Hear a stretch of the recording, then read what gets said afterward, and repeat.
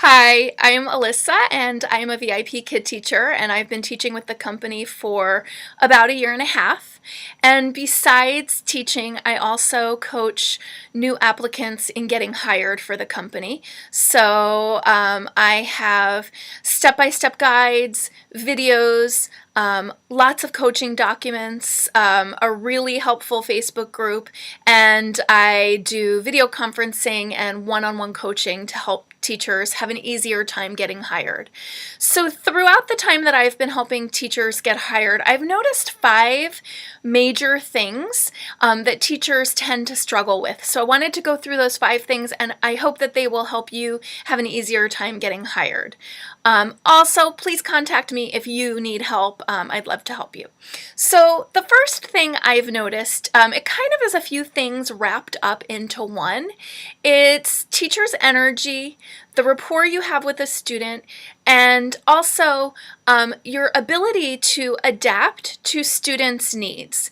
So energy is just really smiling and being warm. Some teachers think that you need to be over the top and bubbly, but honestly, just be yourself. And your student will appreciate that. Your mock mentor will appreciate that. Just let your personality out. You want to connect with a student, not spending an overly large amount of time doing that, but you want to connect with your student. You introduce yourself in the beginning, you ask how old they are. The reason why I put adapting to student needs in there, it's because when you connect with a student one-on-one, you notice they're struggling with something and you slow down with them, give them a little extra practice, or you realize that they are more advanced and you adapt, maybe don't spend as much time on something really simple and focus on extension questions or something that's more appropriate for their level, then that is really adapting to their needs.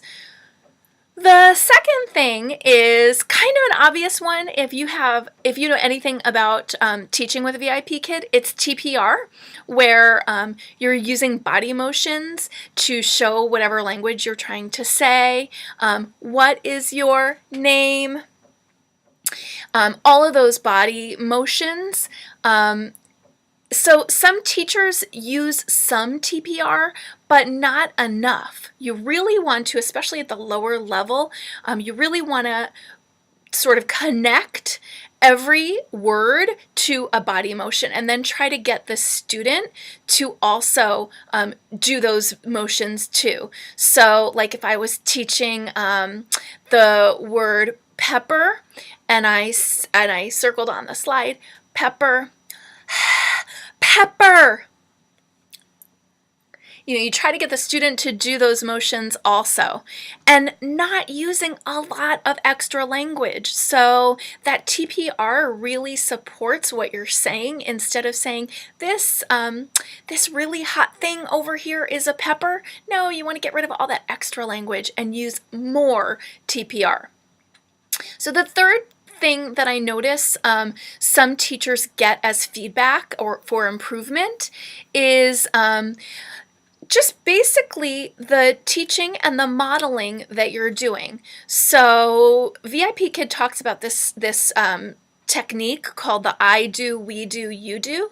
So it's basically just scaffolding and supporting the student. So if I want a student to, let's say, match something, I do it first and I say, look, and I show them, and then I say, I maybe do the second one partway for them and then point to them to draw a line, and then the third time I point to them and have them do the whole thing. So it really varies from slide to slide and lesson to lesson, but basically you are modeling and showing, doing it completely for them, doing it together with them, and then letting them do it themselves. And that really helps with time management. If you are doing everything and they are doing everything after you, not only are you not supporting their independence for them to do it on their own, but it takes way too much time, and time is another major reason why teachers get marked down from their mock. Then the fourth big thing is correcting mistakes. So Chinese parents really want you to correct almost all of the mistakes their children make. Now, if a student is really making mistakes on every single slide with everything they're doing, then you're not going to be able to correct everything. But during your mock lesson, your mentor is going to be making some strategic mistakes, and they're going to see if you can catch all those mistakes. So they might be pronunciation mistakes. They might be where you're asking a question and they say a one-word answer instead of a whole sentence. So you will repeat in a whole sentence and have them repeat it back.